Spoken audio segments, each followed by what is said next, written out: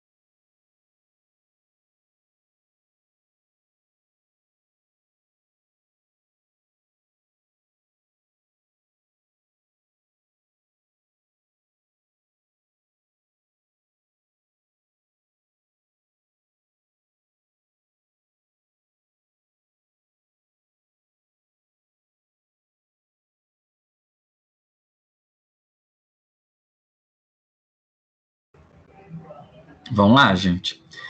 Vamos lá começar essa sexta-feira maravilhosa, cheia de animação, para a gente fazer o nosso conteúdo bem tranquilo, bem leve, para a gente conseguir conversar um pouquinho sobre esse material, tá? Hoje é um conteúdo interessante, é um conteúdo que a gente vai entender um pouquinho como funciona o processo de realizar, literalmente, a gestão com algum instrumento, tá? Eu imagino que vocês saibam, que vocês já devam ter tido contato com isso, que uma gestão, para ela ser realizada, ela precisa de alguns instrumentos para que isso ocorra, tá? Pelo menos uma gestão qualificada, uma boa gestão, uma gestão estruturada, ela precisa de instrumentos para que isso ocorra, tá? Então a gente vai conversar um pouquinho sobre como são esses instrumentos, na verdade, qual a ideia de se utilizar instrumentos de gestão, porque são processos bem interessantes, tá? Gente, não, peraí, deixa eu só conferir para ver se eu não vou estar falando coisa errada com vocês, tá? Referente ao retorno presencial, eu vi alguma coisa aqui no grupo dos professores que eu não recebi nada por e-mail. Mas deixa eu só conferir aqui para não falar para vocês. Espera aí. Noite. Beleza. Tá ótimo. Nós vamos continuar, então, mantendo de forma remota, tá? Até então, nós vamos continuar mantendo no nosso mesmo formato que estamos, por enquanto. Caso a faculdade mude daqui para frente, até o final do semestre, eles vão avisando, tá? Mas, por enquanto, a disciplina que vai voltar é uma disciplina do primeiro período, manhã e noite, algumas disciplinas do primeiro e segundo período, se eu não estou enganado. Então, o que não vai afetar a gente por enquanto, tá? Por enquanto, nós vamos continuar mantendo o nosso formato, mantendo o nosso método online, da mesma forma que a gente tinha programado no início. Caso eles modifiquem durante o semestre, a gente ajusta um pouquinho, tá? Mas, por enquanto, a gente vai manter no mesmo modelo, no mesmo formato que nós estamos. Então, vamos lá, gente. Como eu falei para vocês, nós vamos conversar um pouco, então, sobre processos, ou, na verdade, instrumentos de gestão. Instrumentos de gestão, gente, como eu havia comentado com vocês, ele faz parte do processo de gestão. Quando a gente faz gestão de pessoas, gestão de equipe, gestão de... Vocês já tiveram SAI? Não. Entendi. Não, né? Não sei. Imagino que vocês não tenham... Vocês estão no quinto período. Eu imagino que vocês tenham tido SAI no semestre anterior, ou vão ter nesse, mas eu acho que foi no semestre passado. Então, no semestre que vocês tiveram SAI, vocês entenderam um pouquinho como funcionava o processo de gestão, basicamente, de um cuidado, como eu prescrevo um cuidado, como eu vou dinamizar um cuidado para um paciente e como eu vou estruturar isso dentro de um instrumento.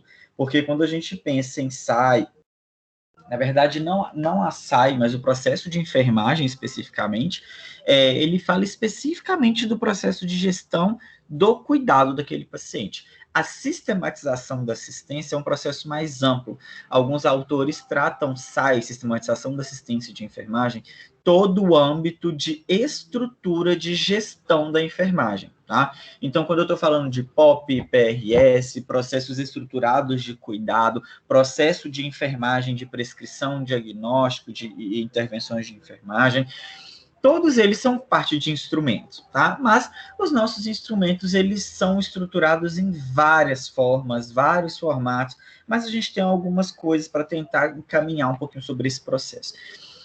Algumas questões, o livro de vocês, ele vem trazendo um caso, e o primeiro que ele vem trazendo é o da Adélia.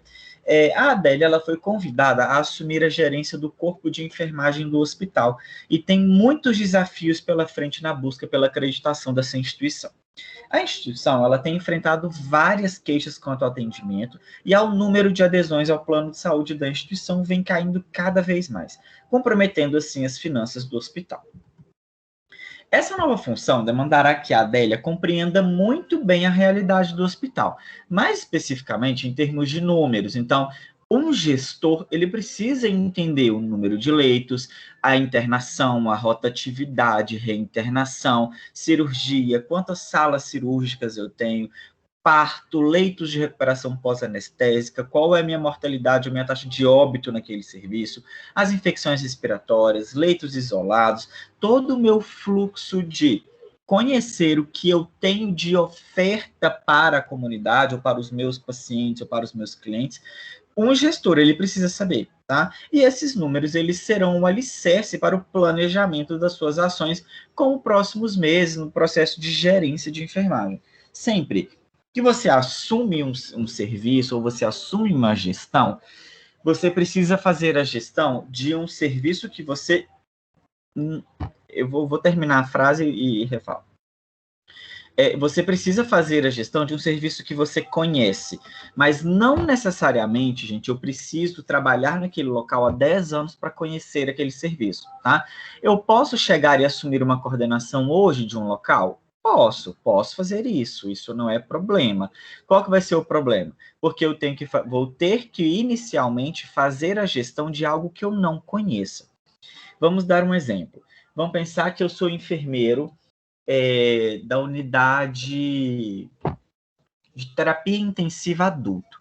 Aí lá na minha instituição, o gerente de enfermagem ou o diretor do hospital me chamou e me convidou para assumir a gerência do setor de oncologia da instituição. Eu conheço o setor de oncologia? Não. Eu posso até saber, obviamente, como ele é, onde ele fica, mas eu não conheço por dentro os problemas, número de leito, qual é o meu perfil de paciente, com o que eu mais trabalho, os meus medicamentos, como é a minha equipe, nada disso. Eu posso ir e assumir o processo, tá? Isso aí não é negável ao enfermeiro fazer isso. Ele pode fazer, mas ele vai ter vários problemas pela frente para conseguir sanar isso, tá?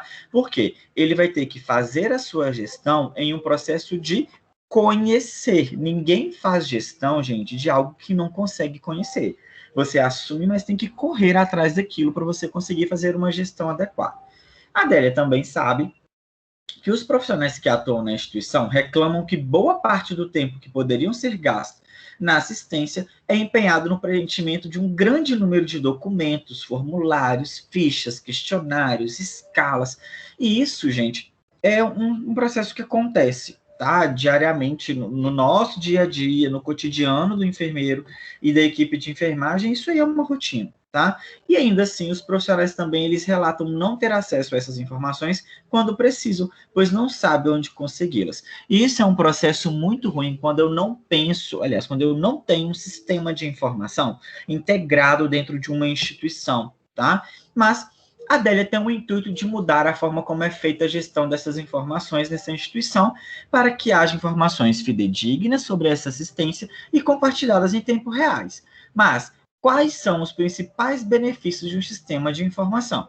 Como deve ser um sistema de informação em um hospital para que ele auxilie a enfermagem? Então, quando eu penso em instrumentos de gestão, a primeira coisa que a gente vai precisar estruturar sobre são os nossos sistemas de informação.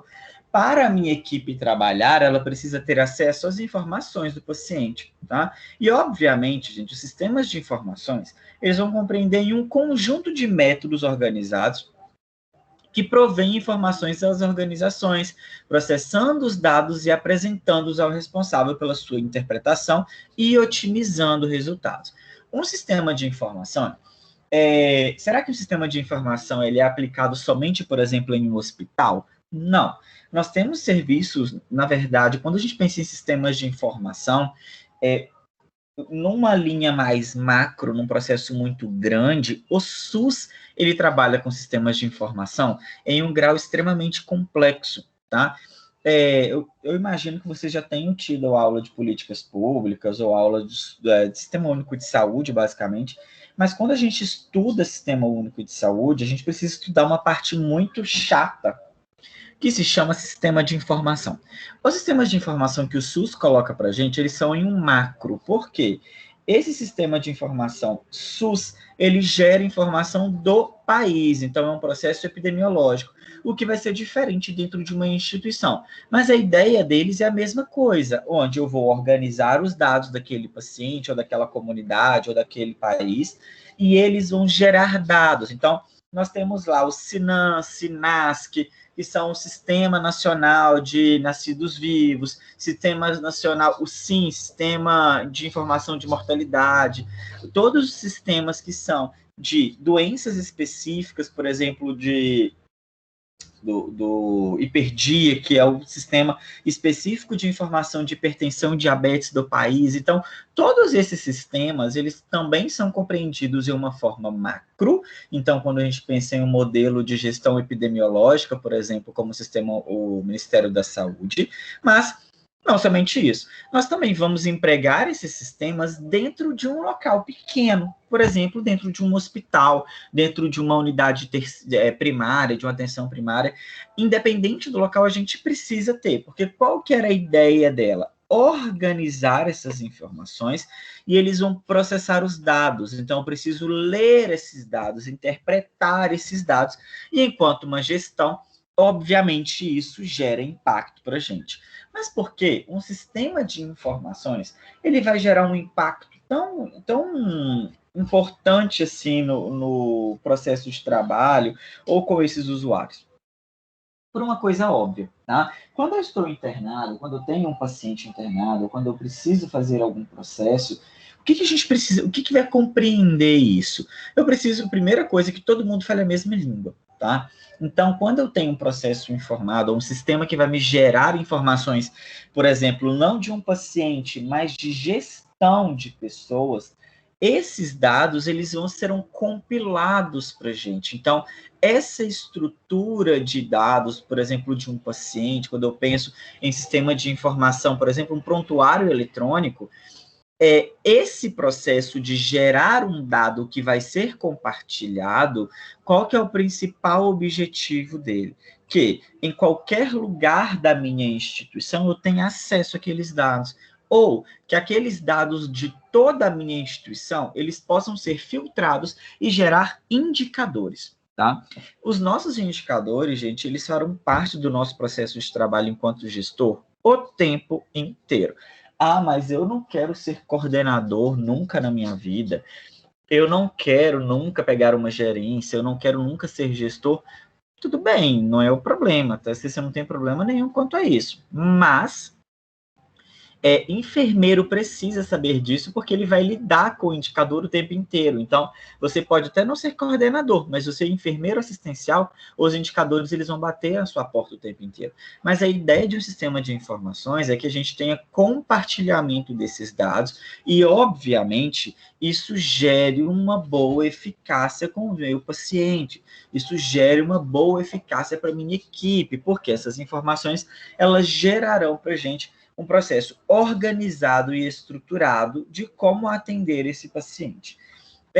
A primeira coisa desses sistemas de informações, o que vai compreender um sistema de informação ele vai ampliar a conectividade de toda a organização, como eu falei para vocês. Então, vamos dar um exemplo. Se eu tenho um paciente, o que a gente consegue pensar em um sistema de informação amplo, tá? Um paciente oncológico. Um paciente oncológico, será que ele fica dentro do hospital o tempo inteiro? Não. Ele é um paciente que atualmente ele vem se tornando muito um paciente ambulatorial e ele interna para as intercorrências ou algum procedimento específico ou algum processo clínico que ele precisa de acompanhamento. Mas inicialmente ele é feito todo em ambulatório. Se a minha instituição não tem algo que vá fazer esse intercâmbio das informações, gerando um único local onde toda a minha equipe vai ter esse processo, fica complicado de o paciente ter todo o seu acompanhamento ambulatorial, ou fazer seu tratamento ambulatorial, ele interna, porque ele passou mal de madrugada e foi lá para o hospital. Se eu não tiver um sistema que interligue esses setores, esse paciente vai chegar e como que eu vou ter acesso no tratamento ou o que está acontecendo com ele Professor, no... Oi. Desculpa te incomodar. O slide tá na primeira tela ainda? Tá parado? Não. Uai, parado até agora? Gente, vocês não falam nada. Vou colocar de novo. Aqui para mim tá compartilhando, normal. Vê se mudou aí.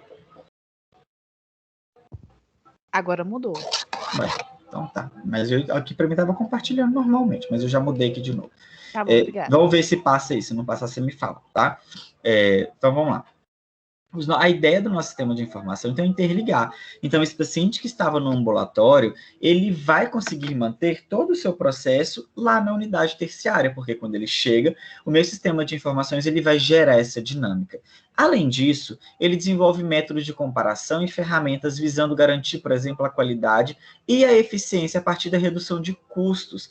Então, para um gestor, eu acho que eu já comentei isso com vocês em uma aula, que o nosso processo de gestão, hoje em dia, é tudo visando custo, mas é porque eu não gosto do meu paciente? Não, porque um hospital ele é uma empresa que também precisa de lucro, tá? Então, é o que ele vai precisar fazer. Então, ele vai gerar para a gente informações no nosso sistema de informação que vai ser extremamente eficaz na redução de custo. Tá? Além disso, ele possibilita o intercâmbio de informações com outras instituições nacionais e internacionais e ainda promove a educação continuada desses profissionais. Então, vamos pensar. O meu sistema de informações, dentro de uma instituição, ele vai ter várias ferramentas lá do processo que muitas vezes elas não estarão disponíveis para o enfermeiro assistencial ou para a equipe técnica, mas ele vai estar disponível para o sistema, ou para, a verdade, os profissionais da tecnologia ou da gestão gerarem os indicadores. E por que isso é importante para a gente? Vamos dar um exemplo.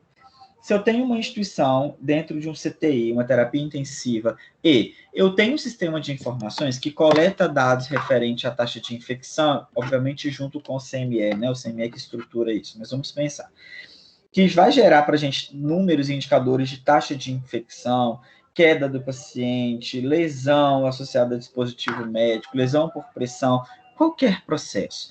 O que isso vai me gerar de redução de custos? Esse enfermeiro gestor, ele vai ler, ele vai pensar esse indicador no seu dia a dia, no seu setor, para que isso gere informações e gere, obviamente, uma melhor qualidade naqueles locais. E isso possibilita intercâmbio de informações com outras instituições, independente do seu local. Vou dar um exemplo para vocês. Se vocês entrarem no site do Albert Einstein, lá eles têm uma página que são dos indicadores da instituição, tá? É difícil, apesar que os dados eles têm que ser compartilhados, mas geralmente eles ficam nas instituições, naqueles quadros de aviso, gestão à vista, que ficam expostos a alguns indicadores do hospital. Quando o hospital ele é de excelência, por exemplo, o Albert Einstein, que é extremamente famoso, em toda uma estrutura sobre isso, ele tem indicadores maravilhosos. Então, o que ele faz? Coloca os indicadores lá no site da sua instituição. E isso possibilita que outras instituições tenham acesso às informações e eles consigam trocar esses processos e olhar como que está sendo feito o trabalho naquele setor, para que eles também consigam alcançar essas metas. E, obviamente, ele suporta a tomada de decisão e gerações de mudanças de padrão e conduta. Mudanças de padrão ou mudanças de conduta, gente, é difícil muitas vezes, tá? Mas o que a gente vai ver nos hospitais, geralmente o que a gente vê lidando muito com eles, ou na verdade o que os hospitais pedem muito, né, para os gestores a sua mudança ela precisa ser embasada em alguma coisa, ou algum número, ou algum indicador que nos forneça essas informações, tá? E eu vou dar um exemplo. Se hoje você quer implementar um processo dentro de uma instituição, como se fosse um novo setor, tá? Mas você não vai estruturar um setor novo com leitos novos, você vai estruturar um serviço dentro daquele hospital que ele vai atender, por exemplo, você vai abrir uma comissão de feridas, uma comissão de lesões, mas para você colocar isso para a diretoria como é eficaz, o que você vai ter efetividade, você vai precisar construir, através de sistemas de informações, indicadores para que você consiga fazer a interpretação dos dados. Por quê? A partir do momento que você constrói como eu vou ler aquele material, você vai interpretar aquele conteúdo. Então, você pensou para sua instituição que ter um time, por exemplo, de lesões, ele vai gerar uma redução da sua taxa, por exemplo, de lesão por pressão, vai reduzir o seu consumo excessivo de coberturas, vai melhorar a sua taxa de granulação de tecido, a sua porcentagem, vai reduzir os dias de internação desse paciente. Só que você vai lá, apresenta a proposta para a instituição compra a sua proposta. Eles falam assim, olha, você tem 3 meses para apresentar algum indicador para a gente ver se realmente está tendo efetividade. Se tiver efetividade, o setor continua, se não, a gente acaba com o setor. Então, aí vocês vão precisar interpretar os dados. O que isso quer dizer? O serviço, você colocou lá 3 enfermeiros para atender o hospital inteiro, só 3 estomaterapeutas para fazer esse processo. E você, como coordenador, vai precisar fazer a leitura, interpretar os dados. Eles vão ser gerados pela sua equipe. Então, o hospital vai colocar para você lá, olha, depois que a equipe começou, a nossa taxa de lesão por pressão no CTI caiu de 15% para 7,5%, ou não teve mudança, a diferença foi de 15% para 13%. Então, ele vai te dar esses dados no final. E o que você faz com esses dados? Interpreta. Tá? Então, você pega esses dados e interpreta em um planejamento. Então, se você colocou a sua equipe, está vendo que você tem um indicador muito alto, ou você tem algum processo que você precisa gerar, que foi gerado de interpretação de dados, você vai ter que intervir nesse processo, teoricamente. Tá? Você planeja as suas ações com base nesses indicadores, ou com base nessas taxas que a instituição geralmente te fornece. Um exemplo clássico disso é a taxa de rotatividade de leito, por exemplo, tá? A taxa de ocupação de leito. O que geralmente as instituições fazem? Ou taxa de infecção também pode ser, mas vamos pensar mais gerencial. A rotatividade de leito. Para um hospital particular, público também, isso é extremamente importante, mas um hospital particular, se ele tiver uma rotatividade de leito maior, o que é vantagem para ele? Eu tenho uma unidade com 10 leitos. Se cada paciente meu fica em torno de 7 dias na instituição, quer dizer que aquele leito que eu tenho, a cada 7 dias, ele tem um paciente diferente. Então, dentro de um mês, ele vai ter 5 pacientes naquele local. Se ele pensa em 10 leitos, então ele, teoricamente, teria até 50 pacientes por mês, tá? Mas o hospital particular, ele não recebe pela internação, pelo procedimento que é feito. Então, se a minha taxa, a minha rotatividade de leito é de 7 dias, mas se eu encontrar alguma falha no meu processo, que eu posso cair isso para 5 dias, o que isso reflete para mim no meu serviço? Lucro. Por quê? Eu vou ter mais pacientes internando, tá? E a mesma coisa, a taxa de ocupação. Se eu tenho uma unidade muito específica dentro do meu serviço, então, por exemplo, eu tenho uma unidade dentro do meu hospital que é de pneumologia, mas aquela ala de pneumologia que tem 10 leitos, eu tenho uma taxa de ocupação de 60%. Então, quer dizer que de 10 leitos, 6 leitos ficam ocupados na maioria do tempo. Os outros 4 são leitos que eu tenho gasto, mas que eu não tenho lucro, eu não tenho paciente naquele leito. Para a instituição, isso é interessante? Não, não é. Então, o que ele faz com esse dado que foi gerado? Ele vai interpretar. O que ele interpreta com esse dado? Olha, se a minha taxa de ocupação está baixa, nós temos algumas coisas para fazer. Discutir com a equipe, por exemplo, uma maior cobertura de leitos para cá, conversar, ou, na verdade, gerar um processo gerencial com outros hospitais do local, oferecendo uma quantidade de leito, ou trazendo mais pacientes para cá, trazendo marketing para esse serviço, para a equipe médica, a equipe que traz, os pneumologistas, geralmente, que fazem esse acompanhamento, que eles tragam mais paciente para cá, ou que a gente divida a unidade com uma outra clínica. Por exemplo, vou colocar pneumologia e vou colocar a clínica de cirurgia vascular junto. Então, eu coloco 50% dos leitos para pneumologia e os outros 50% para vascular. Por quê? O que a gente tenta com esses dados? Que ocupação de leito ela fique maior. Mas como eu gerei isso? De onde saiu essa informação? Essa informação saiu dos meus dados que foram gerados e eu interpretei para gerar um planejamento.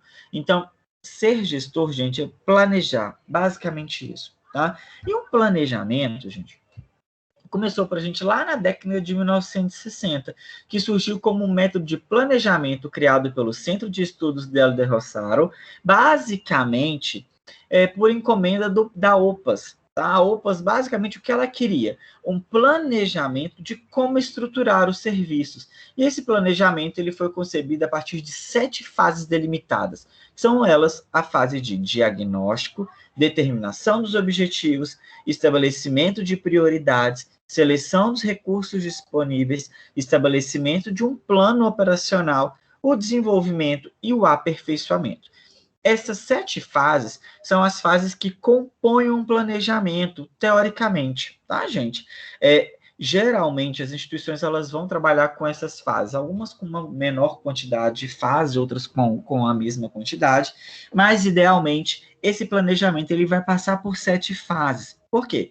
A gente sabe que, para que eu faça uma implementação de um processo no final, eu preciso ter um planejamento. A gente precisa construir esse manejo. E a primeira coisa é um diagnóstico.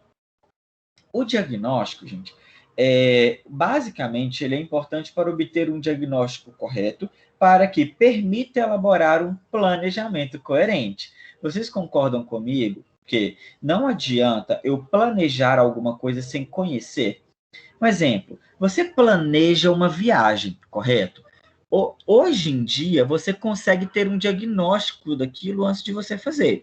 Então, vamos dar um exemplo. Eu quero viajar lá para... que é uma viagem que eu quero fazer, que eu estou me programando para fazer, que é lá para o Maranhão, tá? Lá para conhecer os negócios de Maranhão, lá que eu esqueci o nome. Eu conheço Maranhão? Não, não conheço. Então, como que a gente faz? Você arruma um diagnóstico. Como que você faz isso? Para que eu planeje a minha viagem, eu busco as informações. E onde eu vou buscar as informações para... não é Dunas, não, gente. Qual que é o nome? Esqueci. Que ódio. Vou lembrar o nome. Mas com...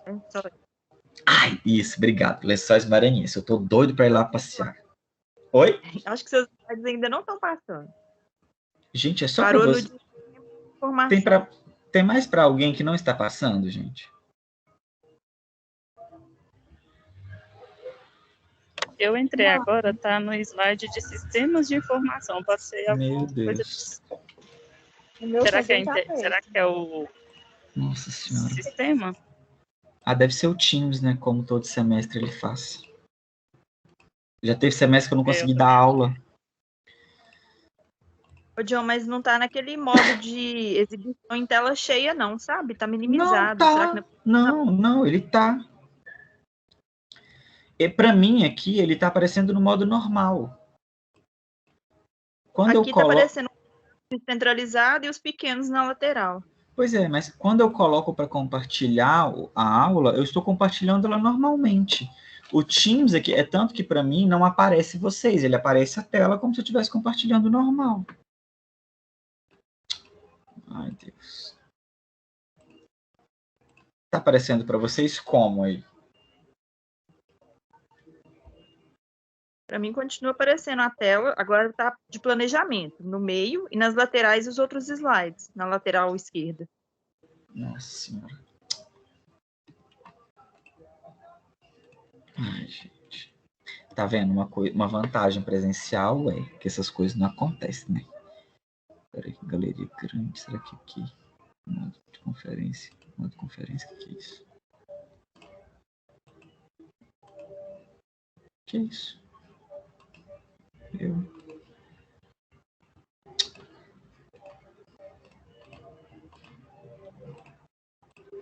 E agora?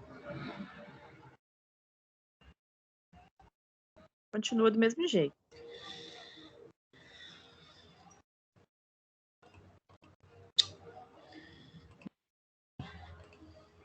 Pera aí, gente. Deixa eu só ver se há alguma coisa aqui da configuração da aula. Não, tudo a mesma coisa.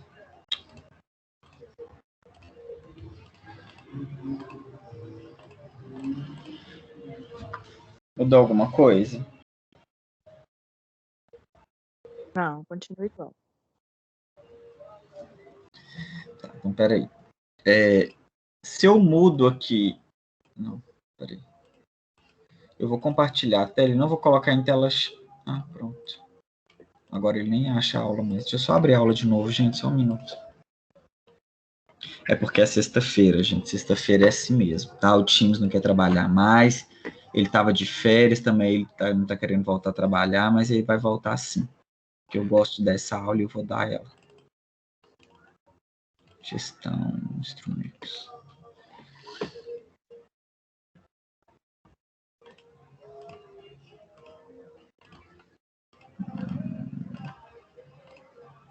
Apareceu a tela cheia para vocês? Não.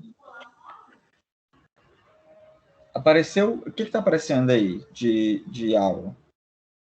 A interpretar dados. Tá. Se eu passo, ela muda para vocês?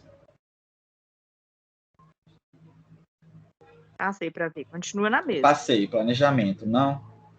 Não, não mudou, não. Tá.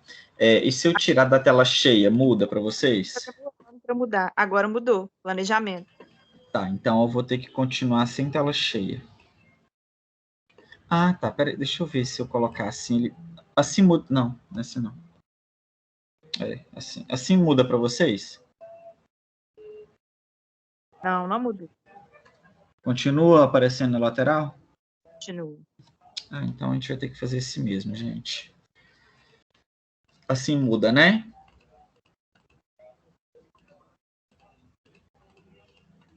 Muda sim. Tá, então vai ter que ser Leva um assim. tempinho para mudar pra gente aqui, mas está mudando. Mas muda, né? Não, tá, então não tem problema não. Então vai ter que ser assim. Então vamos lá. Onde está o planejamento? Que ódio. Tá bom, vamos embora.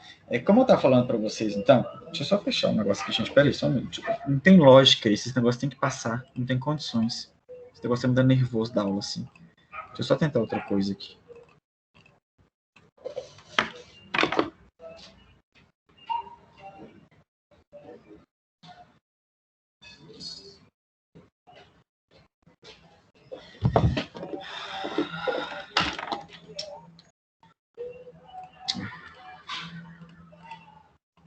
Nada, né?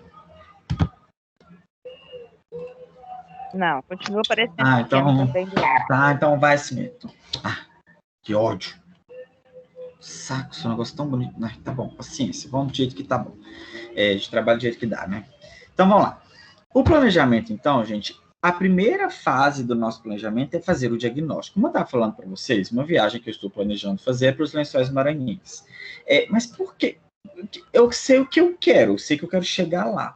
Mas agora, para planejar a viagem, aonde eu quero ir, aonde eu quero ficar, eu preciso fazer um diagnóstico disso antes.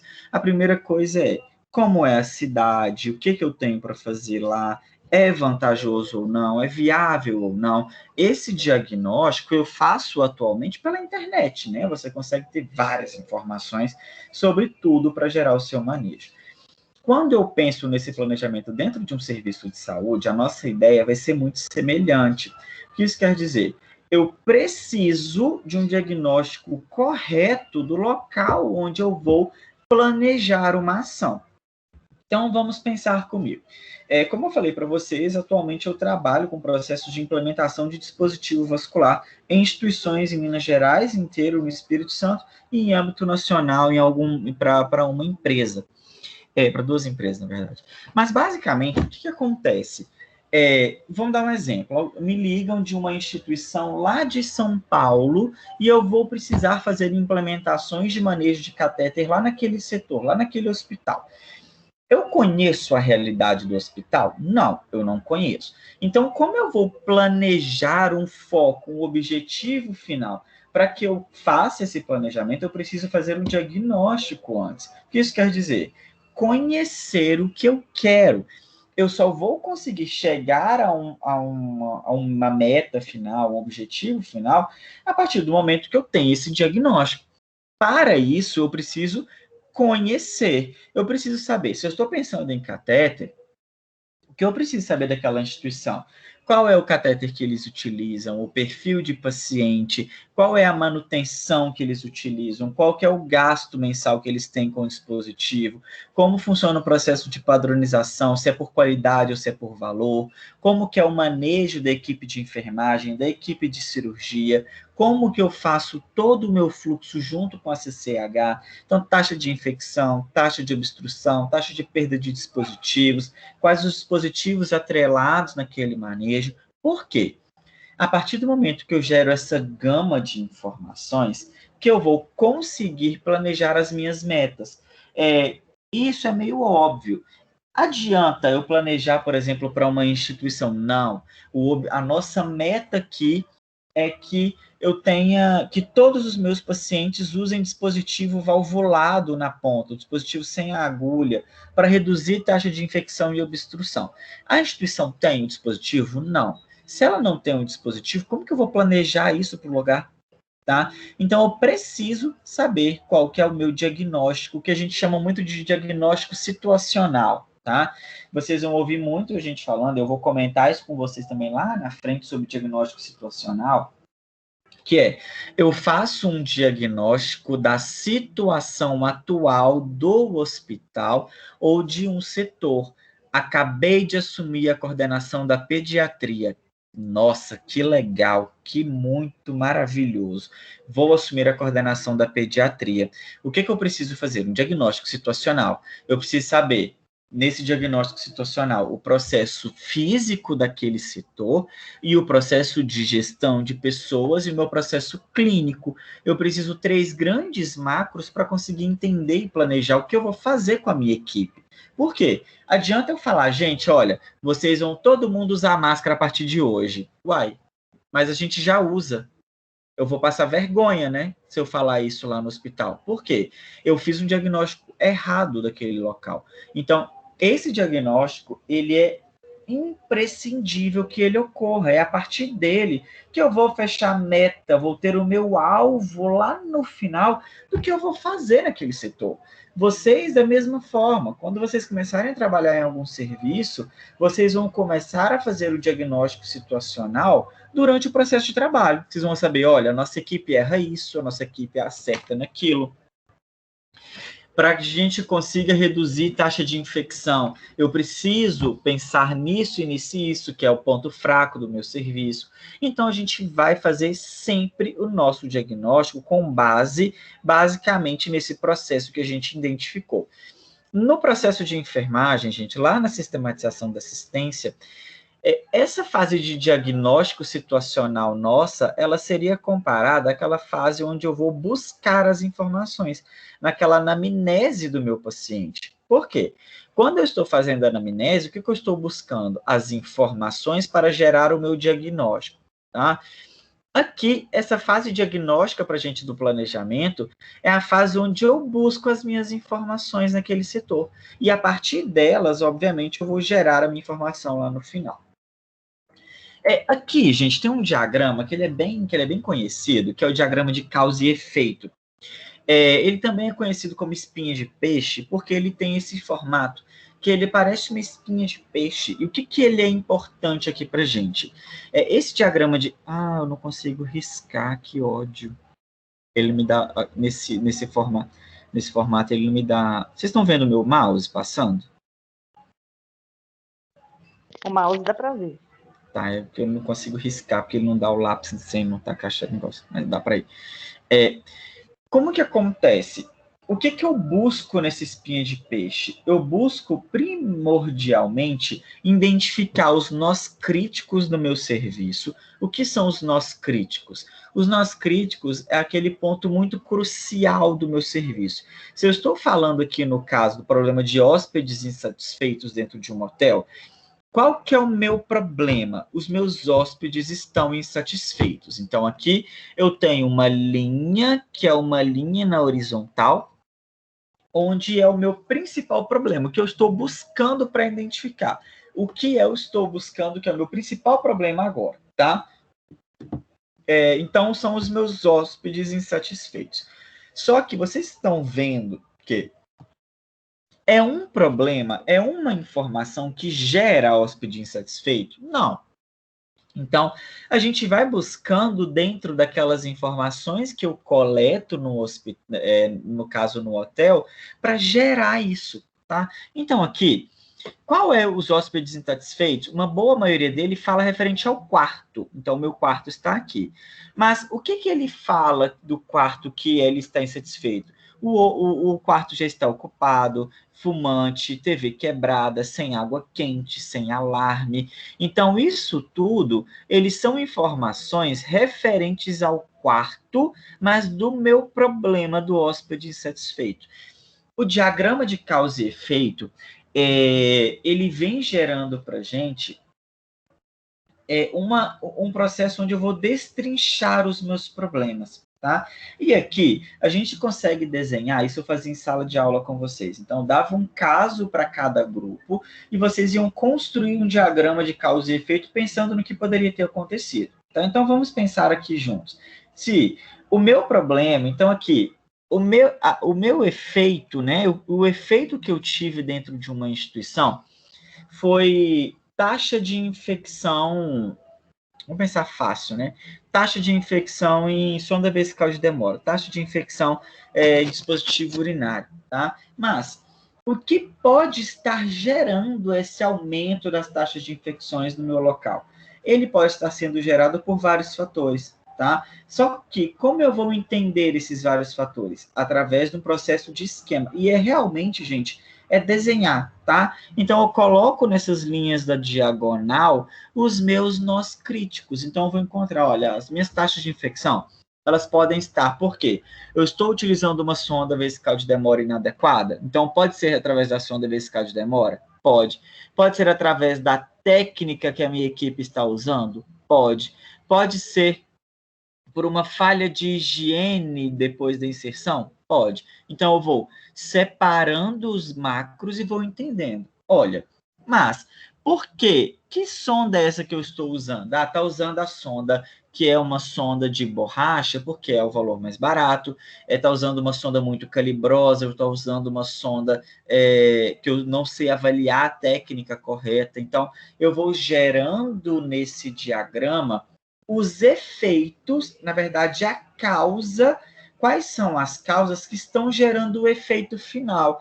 Qual que é o meu efeito final? Aumento da taxa de infecção de dispositivos urinários. No meu caso aqui, qual que é o meu efeito final? O hóspede insatisfeito. Mas é uma causa? Não, são várias causas. Então, por isso, a gente gera essa escama de peixe de informações e depois dessas informações, eu vou ler e gerar demanda. Eu vou gerar resposta em cima desse dado. Por quê? Qual que é a finalidade de um diagrama de causa e efeito? Gerar, no final, uma intervenção que vai melhorar as causas, que vai ter impacto nas causas. Por quê? Se eu trato as causas, o que eu tenho de melhora? O efeito. Eu vou reduzir o efeito naquele local. E é isso que as instituições, por exemplo, com taxas de infecção, vão fazer.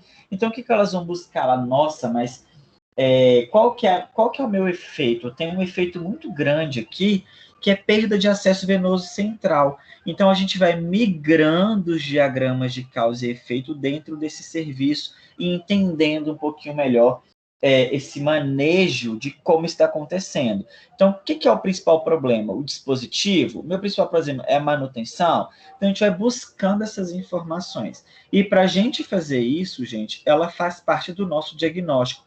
É um instrumento, é um modelo onde eu vou fazer a busca dos meus diagnósticos dentro daquela instituição. Passou aí para vocês o slide? Passou. Beleza. Então, vamos lá. Outra estratégia, outro instrumento que a gente busca são 5 porquês. E, basicamente, para cada causa, a gente vai perguntar o porquê aquele problema ocorreu. para descobrir as causas que contribuíram para que aquele problema final ocorresse. Esse modelo de 5 porquês, gente, ele é o mais famoso, tá? O modelo de causa e efeito, que eu mostrei para vocês anteriormente, ele é mais complexo de fazer, tá? Então, você precisa de um gestor muito bem capacitado para conseguir estruturar um modelo de causa e efeito. Ele precisa entender muito bem o modelo de gestão dele. O modelo de 5 porquês, atualmente, a gente vê ele em todos os lugares. Se hoje eu tenho... Alguém aí trabalha em hospital, gente? Eu já falei para vocês que eu sou carente nessa matéria, eu converso muito. Alguém aí trabalha em hospital? É técnico, fisioterapeuta, acadêmico, qualquer coisa. Sou técnica, mas é de UPA. De UPA, então vamos lá. Você Sim, é eu trabalho. Então tá, então vamos lá, vocês que trabalham em hospital. Você já aconteceu alguma vez algum problema errado? Ah, eu fiz um medicamento errado, ou internei o paciente errado, alguma coisa do tipo? Ou que vocês presenciaram no hospital? Sim, Sempre eu vejo acontece. direto. Direto acontece, né? Uhum. E lá você vai preencher, geralmente nas instituições, né? A UPA é um pouco mais difícil a gente ter isso pelo modelo do serviço, tá? Mas o que a gente vai preencher? As nossas, na queixa técnica, não. Você vai preencher como evento adverso, tá? Então você vai preencher o evento adverso que ocorreu no serviço. No final da folha, geralmente ele vai ter os 5 porquês, tá? Esses 5 porquês, idealmente, ele vai ser preenchido entre o profissional e quem? Ele preenche sozinho? Por exemplo, se eu chegar hoje na sua UPA e entregar um modelo que tem lá no fundo 5 porquês, entregar para algum técnico e falar assim, aqui, preenche para mim, ele vai entender isso? Acredito que não. Vai precisar da equipe. Não vai. Isso. E por que ele não vai entender? Porque ele não quer ou porque ele é burro? Não. Porque é uma das funções dessa coordenação, geralmente, ou o enfermeiro, geralmente as coordenações elas delegam para o enfermeiro fazer junto com esse técnico. Que é o quê? Eu tive uma falha, tá? A ideia dos 5 porquês, gente, isso tem que ficar muito claro. Mesma coisa de evento adverso, tá? Preencher evento adverso. A ideia dele não é gerar punição para aquele profissional, mas a ideia é conhecer o que levou a gerar aquele problema. Então, vamos dar um exemplo para vocês. Eu tive um evento adverso hoje na minha instituição, que foi o técnico que estava lá no hospital, ele administrou um medicamento errado. Ao invés de administrar uma morfina 1 mg por ml, ele administrou uma morfina 10 mg por ml. Tá? Só que aconteceu a falha. Já foi feito, já resolveu o problema. Ponto. O menino está bem, está respirando, está vivo, está maravilhoso. Então, agora nós vamos sentar para entender o que aconteceu. E é entender para brigar com a funcionária? Não. O que a gente quer buscar? Por que aconteceu esse erro? E isso é um modelo muito legal de entender. É chato, parece. Não tem que as crianças de 5 anos, que é insuportável, que fica. Mas por quê? Por quê? Por quê? É exatamente a mesma coisa. Mas a ideia é exatamente para que isso ocorra, tá? Por quê? 5 não é um número mágico, não é porque foi pensado assim. Às vezes a gente consegue usar até menos do que isso, mas o 5 a gente sempre vai chegar em uma causa final, a gente sempre vai buscando o porquê. Então, como aconteceu? Qual que foi a falha? A falha foi administrar o medicamento errado. Eu administrei 10 miligramas ao invés de 1 miligrama por ml. Mas por que isso aconteceu? Porque o funcionário não leu o rótulo do medicamento, o rótulo da ampola. Mas por que isso ocorreu? Porque o técnico confiou no que o técnico da farmácia entregou para ele. Mas por que o técnico da farmácia entregou um medicamento errado para o técnico de enfermagem? Porque na farmácia a morfina fica junto a de 1 miligrama e a de 10 miligramas. Mas por que na farmácia fica junto o medicamento de 1 miligrama e de 10 miligramas? Porque a gente não tinha pensado que isso pudesse dar erro ou a farmácia não tem espaço. Então, vocês entenderam que a falha que ocorreu lá com o técnico não foi uma culpa somente dele, foi uma culpa que foi gerada lá na farmácia. Então, aí, eu consigo identificar que, para que não ocorra de novo outra administração de morfina em uma dose inadequada, eu preciso mudar a minha estrutura lá na farmácia para que eu tire o risco de acontecer mais uma vez esse processo, tá? Então, aqui a gente entende que a falha, ela não foi uma falha, ela foi uma falha final, mas que foi gerada através de vários problemas anteriores. E isso fica muito claro quando a gente joga para o nosso dia a dia, tá? Então, esse modelo de porquê, ele é muito interessante, e vocês, gente, que são técnicos ou que são outros profissionais e trabalham nas instituições, quando ocorreu algum problema, que algum gestor, ou coordenador, ou enfermeiro vier fazer com vocês, pensem juntos. Por quê? Se um problema aconteceu com você ou com o seu colega, você tem que pensar que pode acontecer com você também. Então, quando você estraçalha isso, esse processo, esmiuça o que estava de errado, isso vai gerar mudança no processo de trabalho de todo mundo. E isso é uma questão que geralmente as gestões gostam de fazer para ela entender o que ocorreu de falha, tá? É um processo muito interessante. E aqui eu coloquei mais um modelo para vocês, que é o seguinte. São os 5 porquês. Por que a entrega atrasou? Porque houve uma quebra do caminhão. Por que o caminhão quebrou? A mangueira do radiador quebrou. Mas por que a mangueira do radiador quebrou? A mangueira tinha mais de 2 anos de uso.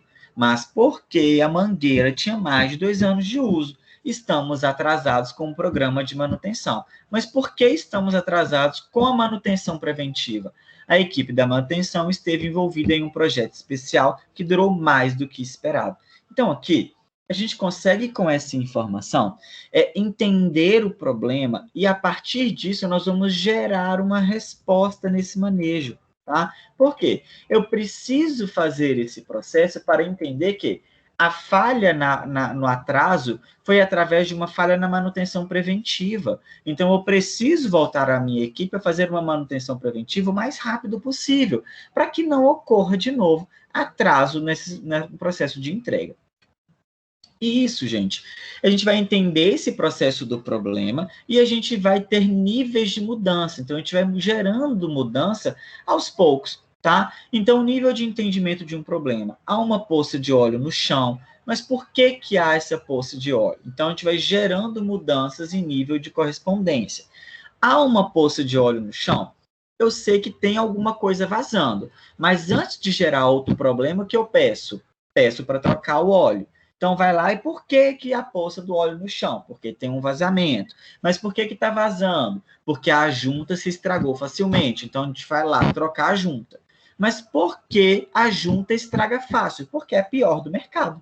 Então, eu já sei que, olha o problema que eu tenho. Lá na frente eu tenho uma poça.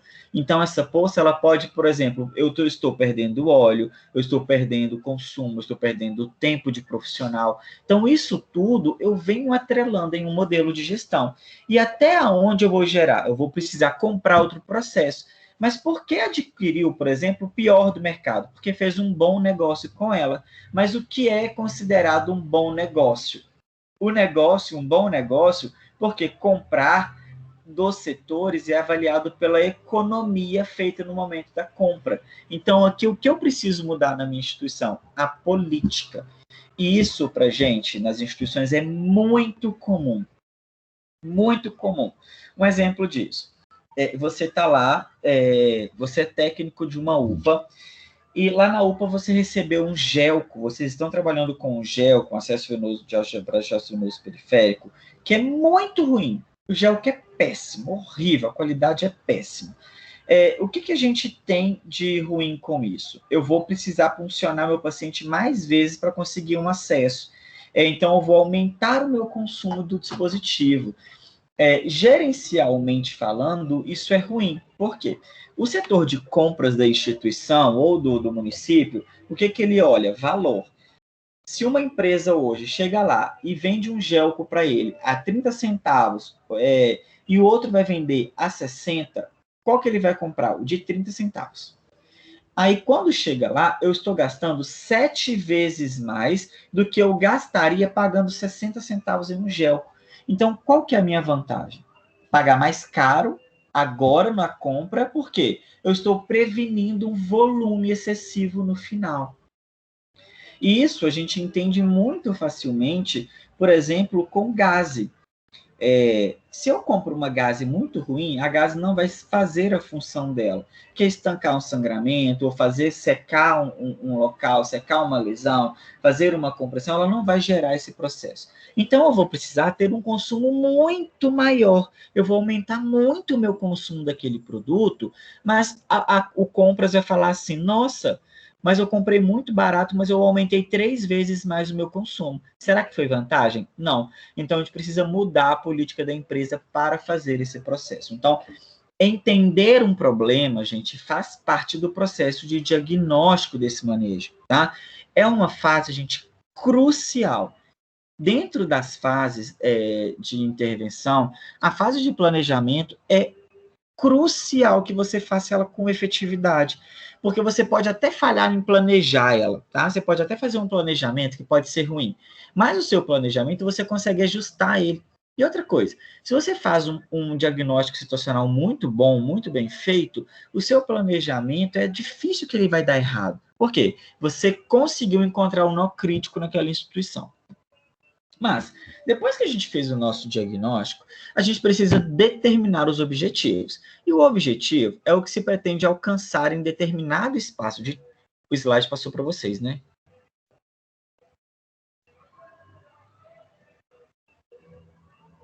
Vou entender como passou, que ninguém me respondeu. Basicamente, você pretende alcançar em determinado espaço de tempo a partir de recursos. Eu quero ter um objetivo, eu tenho um objetivo, mas eu preciso alcançar esse objetivo em um espaço de tempo e com um recurso disponível.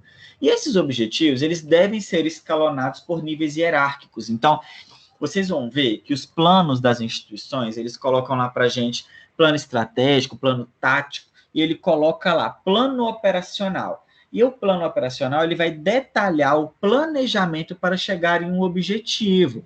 E esse plano operacional, ele vai colocar lá, além de nível hierárquico, ele vai colocar o tempo que eu tenho para gerar essa informação, para gerar ou chegar nesse objetivo. Então, eu tenho no meu plano operacional atividades que são a curto, médio e longo prazo. Por quê? Eu consigo mudar a curto prazo, por exemplo, o dispositivo que eu estou usando lá na minha instituição. Por quê? Se eu falo com compras, eu determino, olha, esse dispositivo não nos atende, precisa trocar agora com queixa técnica do material, eu mudo o produto, tá? O produto foi modificado. Mas será que foi só ele que está mudando uma função inadequada? Não. Treinar a minha equipe para utilizar dispositivo ou para melhorar a técnica de punção, também vai ser um planejamento a médio prazo. Por quê?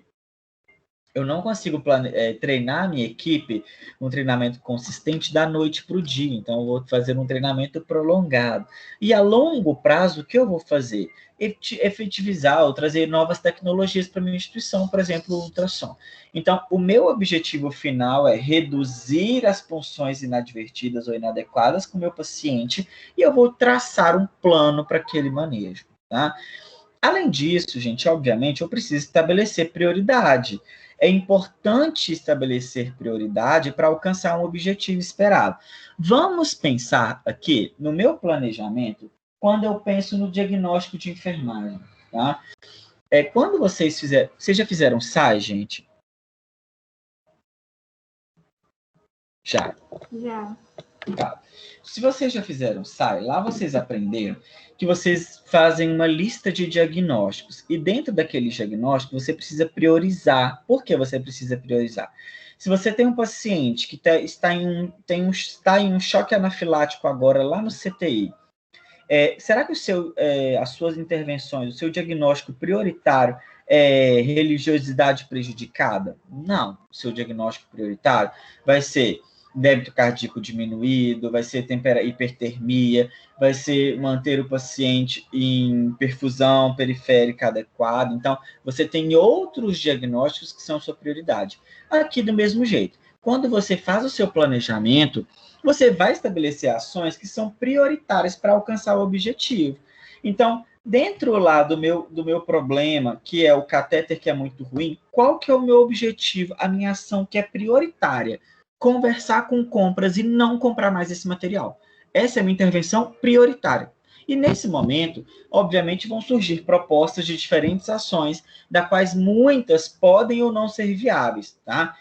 É a mesma coisa, chega alguém, algum enfermeiro, algum técnico, e fala assim, não, John, mas a gente consegue usar esse gel aí mesmo, é só a gente, não sei, é só a gente funcionar ele a 90 graus.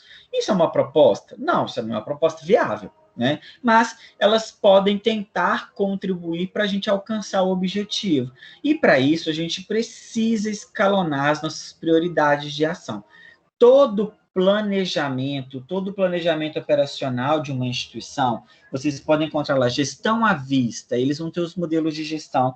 Dentro disso, ele vai colocar qual a sua prioridade, tá? Ele vai colocar o que é médio, curto e longo prazo. Por quê? Ele vai precisar disso para estruturar o manejo que eu vou ter dentro da minha instituição. Gente, nem tudo é prioridade. Quando a gente faz um planejamento, a gente tem que tentar ser o mais consenso possível na hora de implementar.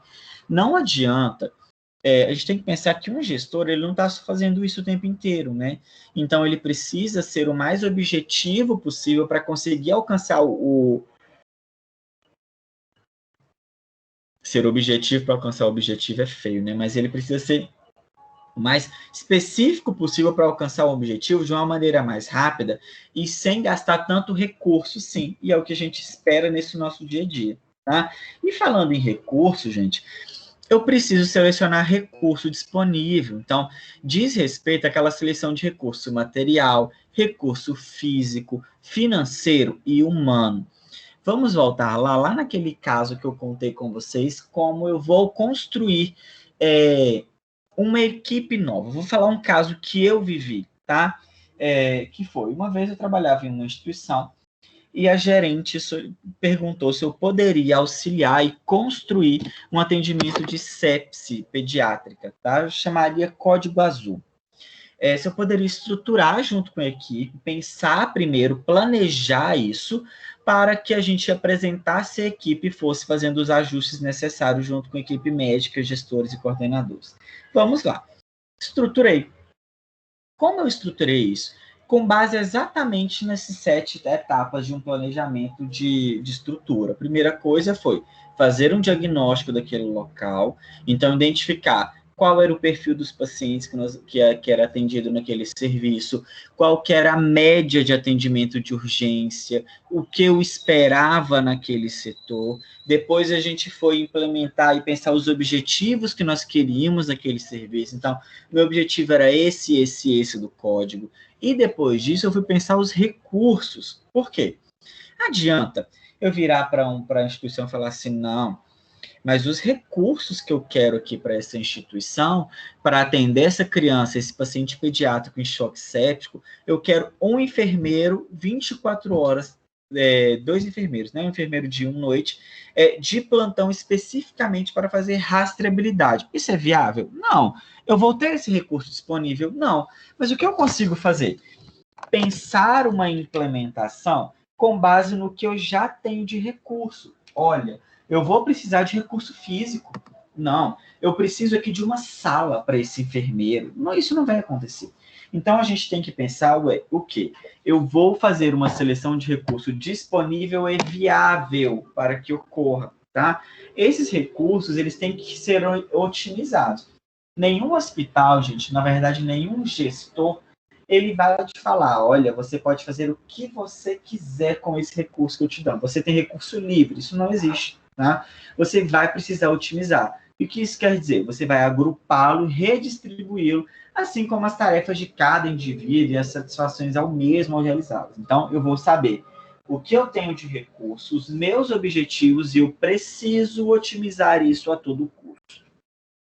E depois disso, eu vou fazer o estabelecimento de plano operacional. Então, o meu plano operacional vai ser o detalhamento das ações do nível inferior da cadeia de trabalho. O que isso quer dizer? Se eu sou o gestor, eu vou fazer o processo rodar? Não. Quem vai rodar o protocolo, por exemplo, lá de choque? Quem vai rodar o protocolo são os profissionais. Então, eu vou detalhar as ações de cada um. Então, lá no protocolo, o que eu descrevi? A ação do médico coordenador, do enfermeiro coordenador, do médico plantonista, do enfermeiro plantonista, do técnico de enfermagem, da farmácia e dos familiares. Então, eu tinha a descrição de todo o plano operacional. Porque quando eu passo para a minha equipe, que agora temos um novo protocolo, o que a equipe quer saber? O que eu tenho que fazer? Ela vai te falar assim, nossa, mas aqui, tá lindo, né? Ficou maravilhoso. Mas o que eu vou fazer com isso? O que você quer que eu faça? O que você quer que eu faça, ele tem que estar descrito nesse plano operacional. Então, ele vai explicitar como cada uma ação vai ser desenvolvida. E, obviamente, a curto, médio e longo prazo. Não adianta você querer pensar que a sua instituição ela vai atender tudo ao longo prazo da mesma forma. Aliás, ela vai atender tudo de uma maneira muito efetiva e imediatamente. Ela vai precisar de tempo para isso. Dar um outro exemplo. Eu fiz um processo bem legal de processo de gestão de atendimento pediátrico para uma instituição que eles vão estruturar, na verdade, eles estão em estruturação de um CTI pediátrico lá no leste de Minas. E a coordenadora médica me ligou, conhecia ela, perguntando se eu poderia auxiliar no processo de ajudar, principalmente em que os enfermeiros entendam pediatria, basicamente, porque eles não trabalhavam com pediatria, terapia intensiva, tá? Então, vamos lá. Como que funciona? O que eu pensei com ela? Olha, a gente vai estruturar coisas a curto, médio e longo prazo. O que era o curto? Primeiro, você conhecer o serviço, a gente conhecer o material, como que vai ser atendido, e fazer treinamento. Treinamento é curto prazo? É um treinamento? Não, foi 1 mês de treinamento, tá? Toda semana, 2 vezes por semana, a gente se encontrava, estudava, com tudo planejado. Olha, a gente vai precisar de um macro, você vai atender choque, PCR, dispositivos, período de ventilação mecânica, tudo, e estrutura para que a gente implemente. Qual que é o nosso objetivo final mesmo? Que a unidade seja aberta com uma qualificação profissional. Então, você planeja tudo que você vai estruturar em cima disso. Obviamente, gente, depois que você estrutura, você precisa desenvolver, tá? O desenvolvimento é o momento da condução das ações da sua coordenação. Então, quais são esses movimentos que ocorreram, por exemplo, lá no protocolo de choque pediátrico? A condução vai ser qual? Chegou uma criança chocada. O que eu faço com essa criança? Eu vou implementar o protocolo. Qual que é o protocolo? Eu tenho que chamar o médico plantonista, ele vai vir para atender. O que eu faço enquanto enfermeiro? Eu vou funcionar, manter essa solução no local, tenho que monitorizar o meu paciente, fazer contato com o CTI, solicitar os meus exames, avaliar o paciente clinicamente o tempo inteiro e fazer as minhas condutas com o técnico de enfermagem. Então, a equipe toda ela vai fazendo as conduções daquele planejamento. E, obviamente, é fundamental para garantir as execuções esse processo de coordenar. Quando você estrutura um fluxo novo, ou gerencia um fluxo novo, você precisa, obviamente, manter essa condução. Não adianta você só soltar para a sua equipe de enfermagem, ô fulano, faz aí. E não é assim, você precisa conduzir e acompanhar. Por quê? O acompanhamento diário, gente, é que vai gerar o aperfeiçoamento. O aperfeiçoamento dessas ações envolvidas, o que inclui para a gente a avaliação, replanejamento das ações. E lá, lembra que eu falei para vocês que eu tinha montado o protocolo de atendimento a choque séptico em pediatria? Qual que era a última etapa do nosso processo de implementação? A investigação dos meus indicadores. Por quê? Lá no meu planejamento, o que estava previsto? Que eu iria coletar esses dados e esses dados gerariam um indicador. Então, o que eu queria saber? Será que eu tive uma redução da mortalidade com esse protocolo? Será que o meu tempo porta-CTI ele foi menor? Porque atualmente eu tenho que o meu menino fica em atendimento lá na unidade de internação por 8 horas até eu conseguir colocar ele no CTI. Será que esse indicador melhorou com o meu planejamento? Será que as minhas condutas, a minha dinâmica ficou melhor com a minha equipe? Então, isso tudo eu vou ler, por quê? A leitura desses indicadores, ele vai gerar aperfeiçoamento. Então, eu vou falar para a minha equipe, olha, gente, vocês estão de parabéns. Olha, a gente melhorou isso, a gente melhorou aquilo. Ou, olha, gente, a gente melhorou muita coisa, mas esse ponto a gente precisa melhorar ainda. Foi tudo muito bem, parabéns para todo mundo, mas a gente precisa fazer alguns ajustes. Os ajustes, gente, eles são necessários, tá? Todo ajuste é necessário. Mesmo que os gestores acreditem ter realizado o melhor planejamento, algumas ações elas não vão ser tão exitosas. Então, quer dizer que algumas coisas não vão sair tão bem. E esse não sair tão bem, gente, é normal.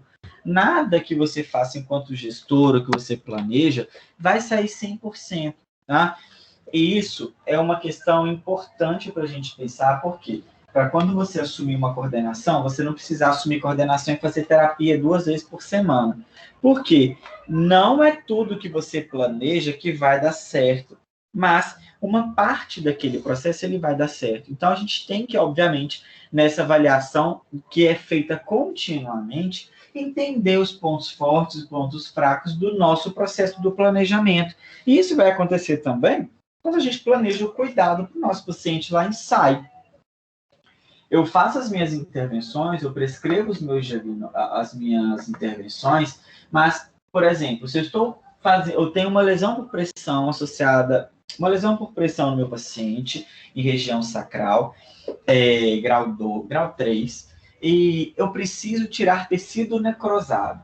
Eu fui lá e prescrevi o quê? Prescrevi papaína, prescrevi alginato de cálcio, prescrevi colagenase, hidrogel, prescrevi algumas coisas.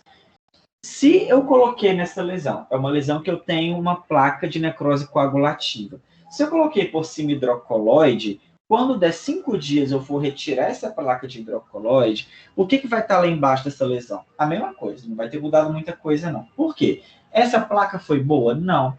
Será que o meu planejamento foi interessante? Não, não foi.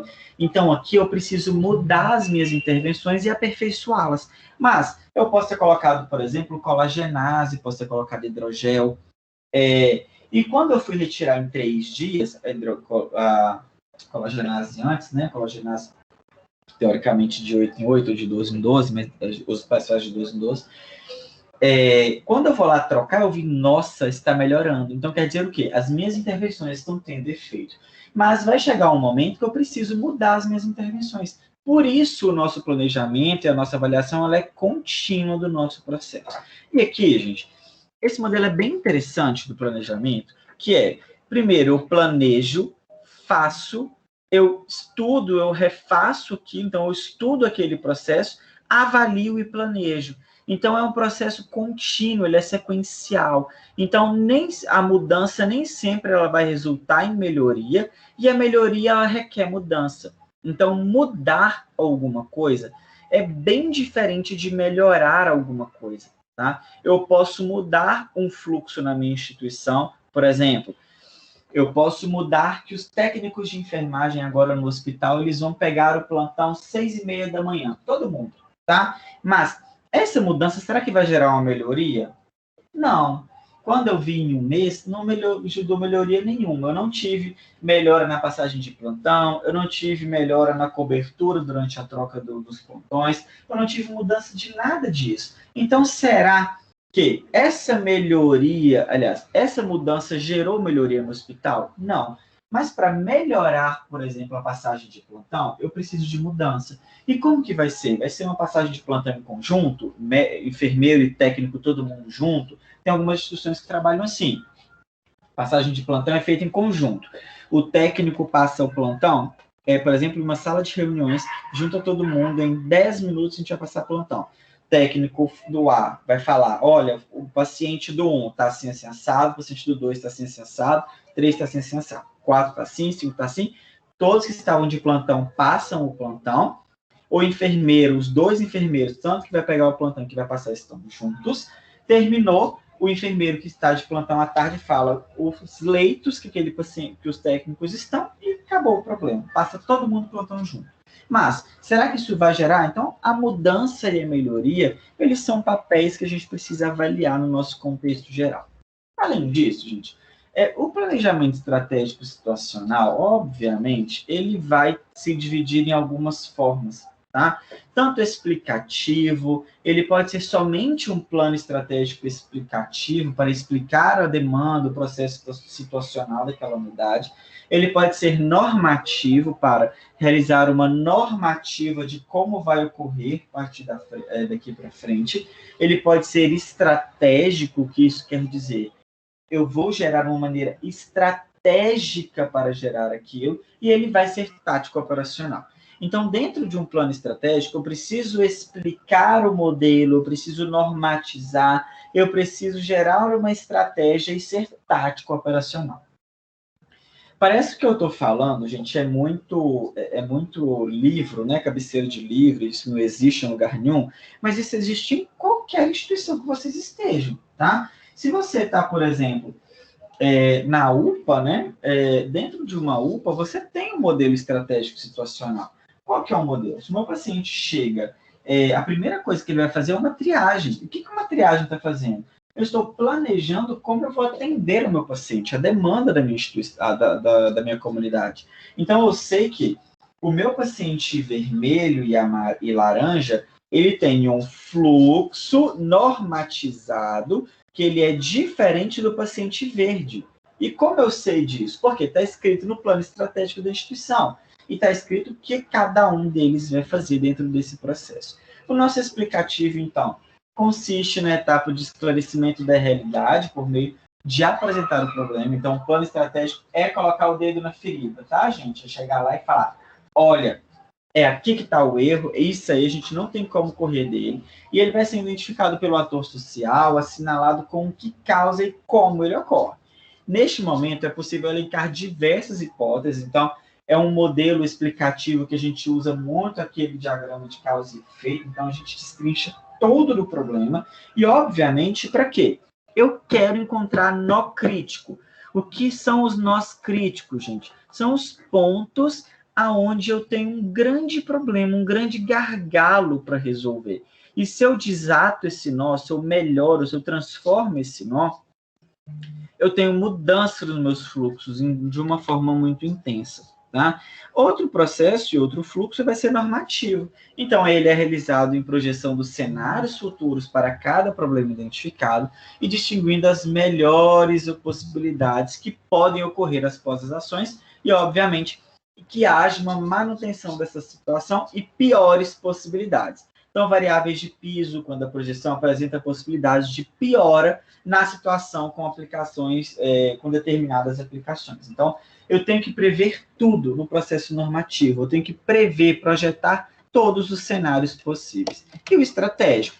O estratégico vai ser compreender nesse esclarecimento da viabilidade, então, é uma palavra que vocês vão ouvir muito na gestão, que é viabilidade. Então, qual que é a viabilidade?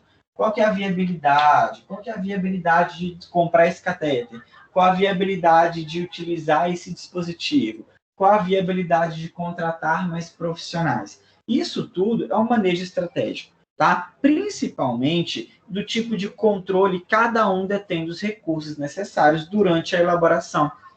A estratégia ela está muito linkada com o meu recurso.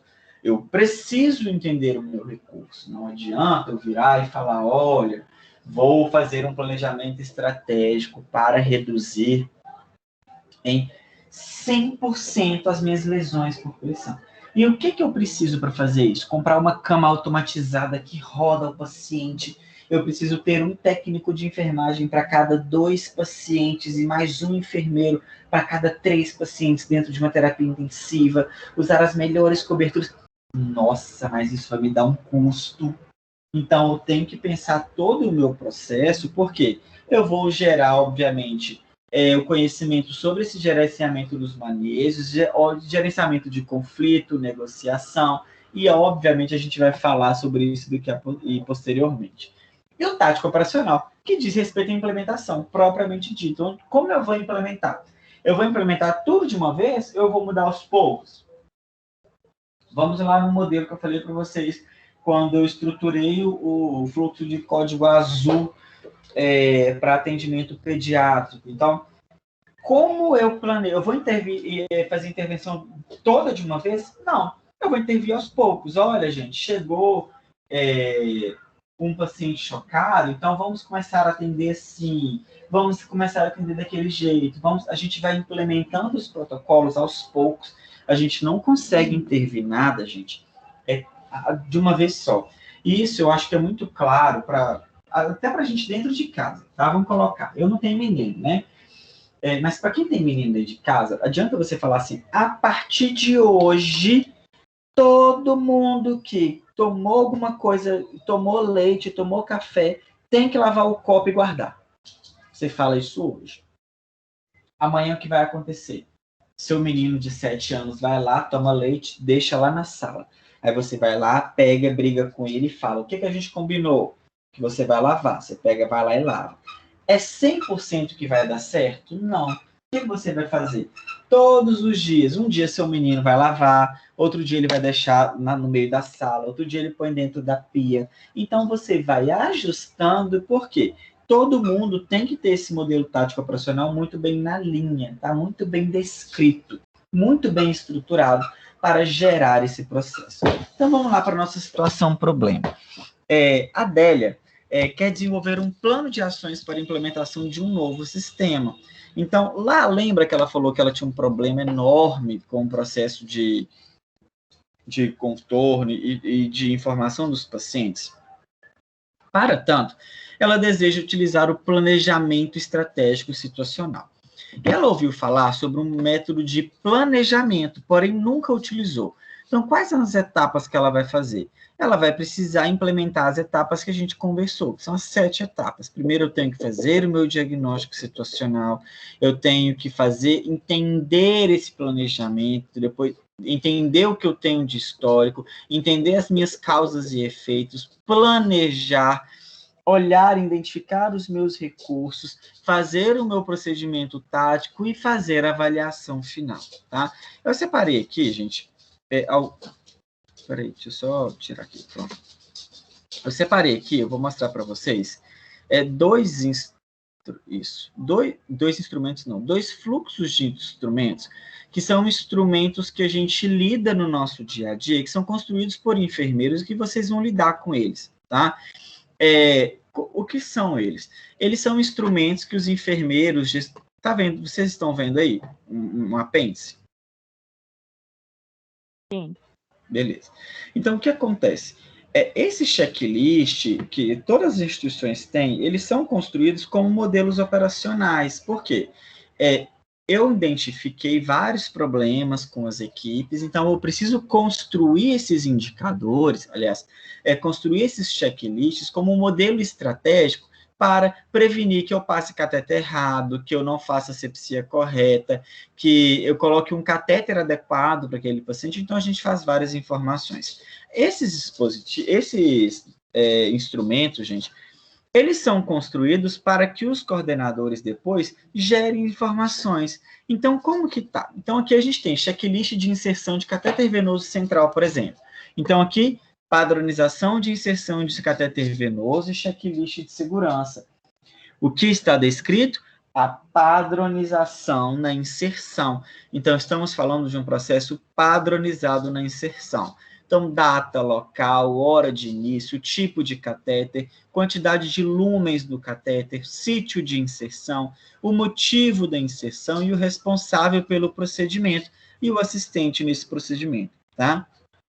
E aqui, ó, eu tenho todas as atividades que são padronizadas. O paciente não é alérgico à heparina? Avaliação de alergia de látex foi feita? Sim ou não? Termo de consentimento realizado? Pausa para a realização do procedimento, então identificar o paciente, anunciar o procedimento, confirmar todas as pessoas na sala lavaram as mãos, cartão de utilização de CVC, preparação do sítio de punção, 10 ml de clororex com aplicador, então a gente vai fazer a fricção. Então, toda a descrição do produto está montado. tá? E qual que é a vantagem disso aqui? Porque aqui eu estou fazendo o meu processo de controle da inserção do catéter, tá? Então, aqui é a minha fase de inserção. Depois da fase de inserção, eu vou ter a minha fase de acompanhar o formulário piloto. Então, como foi fácil utilizar o formulário? Existe alguma implementação? Lembra lá que a gente tinha a implementação e a avaliação? Então, aqui, avaliava se foi fácil implementar isso. Parou. Se isso foi fácil implementar, como que foi o processo de implementação desses eventos, para vocês entenderem como que funciona o manejo. E depois, a gente chega nas metas. Então, aqui, qual que é o nosso problema? A infecção em catéter venoso central. Então, aqui é um fluxo de metas diárias para serem acompanhadas no CTI. Então, aqui o nome do paciente, o leito e como que isso foi feito. Então, o que é preciso ser feito para que o paciente tenha alta do CTI? Então, é preciso que ele libere, por exemplo, exames. Então, aqui, a gente vai buscando sanar essas informações o mais rápido possível. Por quê? Eu quero que ele tenha alta, o que é preciso para o paciente ter alta? Acabar ou tratar a pneumonia, tratar o choque, algum procedimento cirúrgico. Então, vai detalhando tudo desse paciente, como risco do paciente, quanto à ventilação, manter a cabeceira elevada, interromper a sedação, estubar o paciente, tudo que é programado nesse usuário. Obviamente, gente, isso é fácil de fazer? Não, não é fácil, tá? Mas ele é um procedimento que ele é feito através dos indicadores, tá vendo? Que eu comentei para vocês. Então, toda instituição, ela vai ter os indicadores e os motivos. E isso tudo é um planejamento estratégico, a gente precisa fazer isso, tá? E outro bundle que eu queria mostrar para vocês, que chama bundle isso aqui, o instrumento em si chama bundle, tá? Que é lá da Universidade Federal do Triângulo Mineiro. Esse dispositivo aqui é um dos instrumentos utilizados para que você faça um atendimento sistematizado e a gestão consiga implementar informações interessantes. Então, aqui, nós temos um modelo, correto? Então, aqui eu tenho o nome do paciente, a data da inserção do dispositivo, qual foi a indicação de inserção, a descrição do PIC, que isso quer dizer, qual que é a marca do catéter, qual é o calibre, qual que é o tamanho, qual que é o lote, e aqui a implementação do catéter. Implementei o dispositivo, beleza. E aqui a manutenção. Todo dia que fizer a manutenção do catéter, você coloca a data e marca se é sim ou não, se está certo ou se não está, tá? E depois na remoção do PIC. Então, terminou, deu 30 dias de tratamento, o menino vai ter alta agora, então a gente vai remover o catéter, vem aqui, término de terapia. Coloco data, entrego para a coordenação.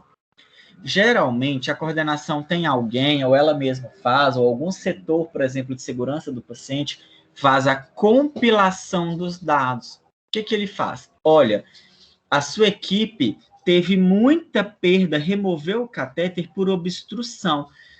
45% dos seus catéteres são por obstrução que você tem a perda, tá? Nossa, mas o que eu faço com isso, tá? Esse dado, ele vai gerar para a gente o quê? As nossas intervenções. Então, as implementações, elas são feitas com base nesse manejo, tá? Com base nessas intervenções. E aqui, a mesma coisa, tá? Quando eu faço a intervenção, faço a inserção do catéter, então eu venho no meu instrumento e faço a marcação do meu procedimento. O que isso quer dizer? A data do catéter, a indicação do dispositivo, o sítio de inserção, a sedação, a asepsia como foi feita, as tentativas. Por quê? É a partir desses dados, gente, que eu vou migrar para uma intervenção dentro da minha instituição. E esse daqui, que é o registro de remoção de catéter, ele é muito importante para a gente, tá? Por quê? Eu tenho aqui o motivo da remoção. Então, vamos dar um exemplo.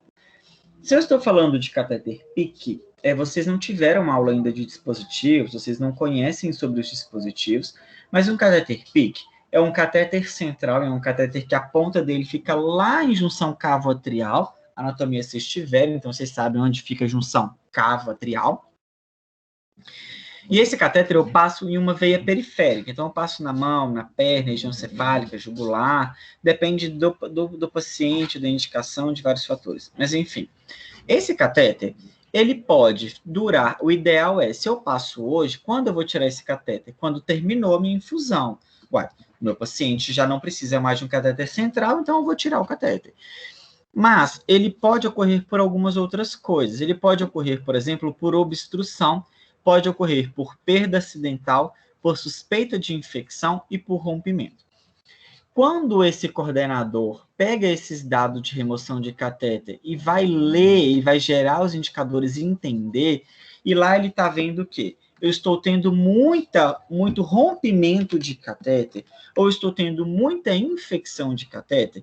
Qual que é o meu problema? O meu problema aqui é a obstrução ou a infecção. Então, quais são as minhas causas? O que está gerando a causa desse efeito? Pode ser por uma manutenção inadequada, pode ser por uma falta de flush, pode ser por uma seringa inadequada, vários fatores, tá? Todos eles, a gente vai chegar no modelo final, que é basicamente a manutenção do dispositivo. E a manutenção é feita pela minha equipe de enfermagem. Então, eu sei que as minhas intervenções, elas serão feitas basicamente com a minha equipe de enfermagem. Mas, eu posso chegar e ter muito rompimento de catéter, tá? De catéter PIC. O catéter está rompendo muito. O catéter romper, ele pode ocorrer por algumas formas, tá? Ele pode ocorrer porque eu estava com um catéter inadequado, um catéter muito ruim, ou ele pode ocorrer porque a minha equipe está usando uma seringa inadequada, tá? Vou dar um exemplo para vocês de um hospital que eu atendi que era referente à obstrução. Eles queriam trocar o dispositivo, eles usavam um dispositivo que a qualidade era ruim, realmente a qualidade era ruim do produto, mas eles queriam mudar porque eles estavam tendo muita obstrução e perda. Aí a gente foi lá, discutiu, conversou, aí a empresa ofereceu para eles um produto que é o melhor catéter venoso central que existe basicamente no mundo, tá? No Brasil é o primeiro que existe e fora do Brasil é o mais famoso, é um catéter dos mais, que tem maior tecnologia e com o melhor custo-benefício, é um catéter de primeira linha, um catéter de ponta. A instituição foi e falou assim, não, tudo bem, a gente vai comprar, mas a gente precisa de um auxílio nessa leitura desses dados gerenciais. Aí eu fui para conhecer um pouco do processo, eles começaram a usar o catéter, que é o melhor do mundo, e começaram a ter problema, continuaram tendo os mesmos problemas. E a gente foi, eu expliquei para eles, falei, olha, gente, não é o dispositivo, é a manutenção, é isso, aquilo. Eu fui lá, acompanhei a inserção, fiz as orientações, orientei todo o suporte técnico com os médicos, faz tudo o manejo, fiz a leitura gerencial de todo com a equipe. No final das contas, a equipe sabia que o problema era com a equipe de enfermagem, tá? Por que com a equipe de enfermagem especificamente? Porque eram todos recém-formados que estavam dentro de CTI crítico, a equipe técnica, era a equipe que tinha acabado de sair da escola técnica, estava dentro de um CTI, eles não tinham conhecimento sobre dispositivos, eles não conheciam o paciente crítico, então eles estavam com muito problema. Só que o catéter continuou dando problema. Então, aí que o hospital falou o quê? O problema é o catéter. O que a empresa falou? Perfeitamente. Então, a gente para de entregar o catéter para vocês, você volta a utilizar o produto que era anteriormente, que é um produto ruim, mas que vocês voltem a utilizar. Eles voltaram a usar o produto e triplicaram os problemas da instituição. O que a gente tem que entender aqui? Que entender o problema, muitas vezes, vai deixar muito claro que o problema é nosso e a gente precisa resolver, ou pode não ser. Então, entender esse fluxo, gente, entender o manejo, entender a gestão, entender a causa e o instrumento, ele é primordial para isso, tá? Entender um instrumento, gente, entender o formato de gestão, entender como realizar isso é primordial. A leitura dos nossos instrumentos que a gente conversou hoje, eu acho que eu deixei bem claro para vocês que acabou. Entender esses instrumentos de gestão, ele é primordial, Por quê? É a partir deles que a gente vai fazer a nossa leitura. Obviamente, gente, esse não é um conteúdo que a gente finaliza. Vocês vão ver que durante todo o semestre a gente vai falar muito de indicadores, a gente vai falar muito de instrumentos de gestão, mas em formatos diferentes, tá? Mas eu queria deixar claro para vocês que todo gestor, ele precisa lidar com os instrumentos, com as formas e com as atividades que ele vai precisar diariamente intervir e gerenciar no seu manejo. Então, é muito legal, o instrumento é super legal de conhecer, é muito interessante. Vocês vão ver que durante a nossa disciplina a gente vai passar por alguns processos de instrumento que fazem parte do nosso cotidiano, a gente precisa entender e, obviamente, mais do que entender, perceber como ele gera impacto. Então, quando vocês se formarem, se vocês já trabalham em instituições, entendam os instrumentos, entendam os métodos de trabalho na instituição de vocês, porque é primordial para que isso gere mudança na instituição. Instrumentos, eles são extremamente grandes, cada instituição vai ter um, extremamente complexos, mas é muito gostoso de entender, principalmente pensando que a minha função dele é entender a causa raiz, e a causa raiz, muitas vezes, pode não ser exatamente com quem teve o problema. Então, é muito legal, é muito viável a gente entender isso, e é muito gostoso a gente perceber. Vocês vão ver que nas próximas aulas a gente vai lidar com isso. Quando a gente trabalhar com gestão de pessoas, nós vamos falar de novo de instrumentos. Porque eu tenho instrumentos para fazer gestão de pessoa, instrumentos de fala, instrumentos técnicos, instrumentos científicos para usar em gestão de pessoas, que são instrumentos clássicos do nosso dia a dia enquanto gestor de pessoas, gestor do cuidado, tá? Gente, alguma dúvida? Algum comentário, alguma questão? Não? Eu queria comentar em Pode falar, relação à Gisele. aula, porque até eu falei que trabalho em UPA, né? Uhum. Mas a UPA que eu trabalho, eu fui dada até a oportunidade de participar da comissão de sepsi da UPA, que lá tem comissão de sepsi, de prontuário, Que de várias legal. coisas. É bem interessante, eles estão em busca até de certificação, sabe? Aí a Que gente legal. faz reuniões com o pessoal do Sírio-Libanês, é bem interessante. E essa aula foi bem voltada para o que está acontecendo lá. E para mim é novo, né? É tudo muito novo, mas foi interessante que tudo que você foi falando, eu fui conseguindo linkar com o que eu estou vendo lá agora, as reuniões que eu estou participando, da gestão de sepsi. É bem interessante mesmo. Exatamente, Islane. Gente, quando eu fiz gestão na faculdade, eu acho que foi a matéria que eu mais gostei na faculdade. Obviamente, pediatria sempre foi minha paixão, mas tirando pediatria, que eu já sabia que eu gostava, a gestão foi minha amante, sabe? Porque eu era fissurado, eu adorava. É tanto que eu fui monitor de gestão de serviços de saúde por quase um ano da disciplina, que eu dava monitoria para os alunos da faculdade da UFMG, quanto a isso, porque é um conteúdo muito, muito legal mesmo, assim, não é porque eu gosto, não, mas vocês vão ver que como a gente consegue ver muito na prática isso, vocês vão ver quando a gente começa a falar de gestão de pessoas, que eu falo até a boca espumar, de tão legal que é o conteúdo, tá? E vocês vão ver, por exemplo, você, Gislane, que está acompanhando isso lá no seu dia a dia, você vai ver que a construção de um plano estratégico, né, que ele tem vários nomes. A gente conhece como plano estratégico, mas tem gente que conhece como POP, PRS, que basicamente é uma sumarização do processo de implementação, mas o processo, o plano estratégico, o plano tático operacional, ele vai englobar todo mundo. Então, lá nesse plano estratégico da sepsi, você vai ver que vai ter todo o processo, desde descrever o problema, desde entender qual que é aquele cliente que vocês vão ter, quais são os indicadores que vocês vão construir em cima disso, quais são os profissionais que atenderão, quais são os meus fluxos dentro da instituição, qual o meu recurso que eu vou precisar. Por quê? Será que eu vou precisar investir muito dinheiro ou será que não? Será que eu consigo fazer com qualquer coisa ou será que não? Então, tudo isso, essa descrição, ela é muito legal. E principalmente quando eu faço a leitura de causa e efeito. Geralmente quem vai fazer são as comissões de segurança do paciente, ou CCIH. Geralmente elas são comissões que andam muito juntas. Então, lá a gente vai fazer toda essa leitura. Então, gente, vocês que já trabalham em instituições, são acadêmicos, técnicos ou outros profissionais, deem valor a essa construção dos 5 porquês, por exemplo. E estimulem a equipe de vocês. Você tem um colega, se você é técnico no seu plantão, se aconteceu algum evento adverso, estimule que faça o preenchimento da folha. Ela pode ser chata, mas tem que pensar que ela faz diferença.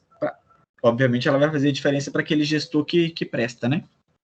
Porque tem gestores e gestores na vida. Tem gestor que não faz a menor ideia com o que ele vai fazer com essa informação, mas quando você tem um gestor eficiente, ele vai gerar resposta para isso, tá?